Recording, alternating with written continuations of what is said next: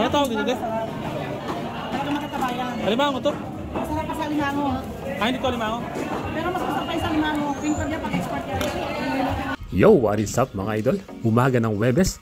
Medyo maaga nga ang gising natin mga idol ngayon. Kasi meron tayong pupuntahan. Pupunta tayo sa bilihan ng mga murang isda. Doon sa sinasabi nilang bulungan. Ayan na nga mga idol at nagtimpla na nga tayo ng kape dyan. At para makapagkape muna, dito natin hihigupin yan mga idol sa labas. Para makalanghap tayo ng sariwang hangin. Mga dalawang higup lang mga idol. Isa. Dalawa. Alright. Pwede na yun mga idol. At ilabas na nga agad natin si puti mga idol. Para mapaandar na natin. At mainitan muna yung makina bago tayo umalis. Alright. Labas muna natin siya mga idol. At i-shoutout ko pala muna si paring Dennis Ting. Ang aking matikas na kapitbahay mabait. Palagi akong binibigyan ng pagkain nito mga idol. Pagkain ng aso. Kasi meron akong alagang aso. Meron siyang alagang aso.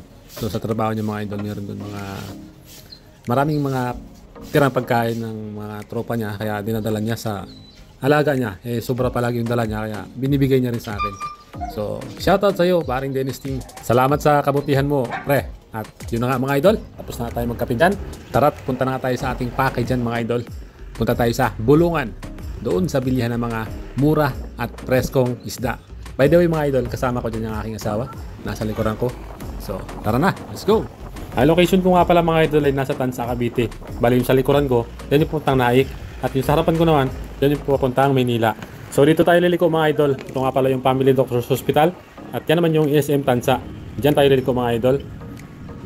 Pagkaliko nyo dito mga idol, bye-bye nyo lang yung kalsada na ito mga idol. Dire-diretso lang. Dire-diretso lang hanggang dulo. Hindi kayo mawawala dito mga idol. At ito na nga yung sinasabi kong dulo mga idol ng kalsada na yon. At dito tayo kakaliwa. So dire-diretso ulit tayo mga idol. Hanapin natin yung pinaka-arko mga idol. Alright? Nga pala mga idol, mas maganda kung nakamotor lang kayo pag pupunta kayo ng hulugan. Kasi medyo makitid yung daan. So nandito na tayo mga idol. Yan yung sinasabi ko sa inyong arko. Diyan tayo kakaliwa mga idol. Tumbukin natin yung pinakadulo niyan mga idol. Yan na yung hulugan. At andito na tayo mga idol. Hanap lang tayo ng mapaparadahan natin ng motor mga idol. Dito. Alright.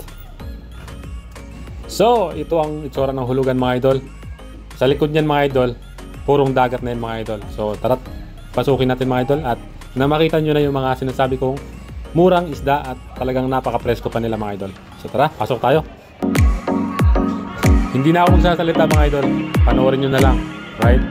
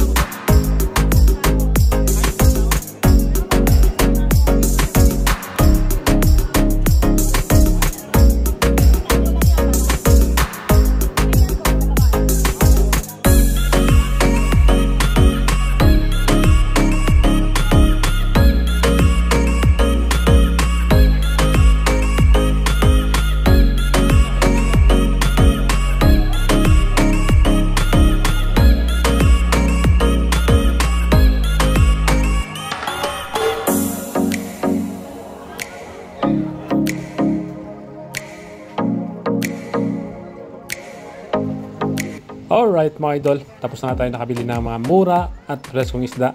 Tara na, mga idol. Uwi na tayo. Daan muna tayo dito sa may bilihan ng mga puto mga idol dito. Para meron tayong pang partner sa kape para ating almusal. Yan na mga idol. So, uwi na. Daan muna tayo dito mga idol sa may bilihan ng mga preskong manok.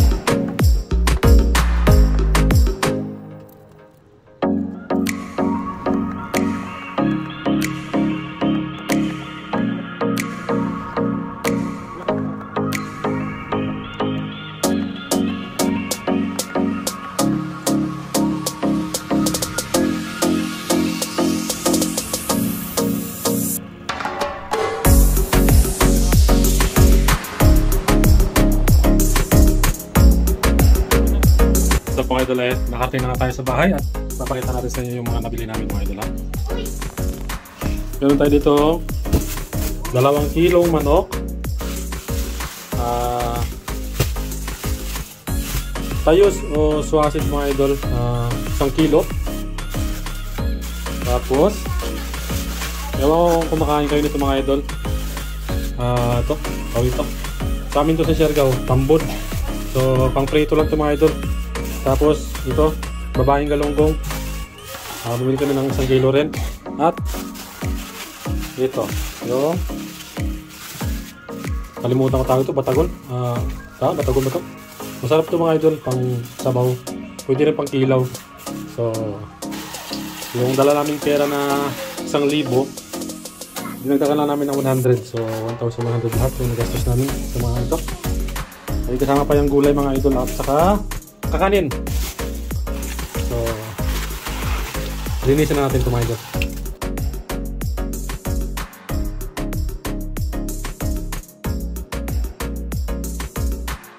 Salamat sa panonood mga idol.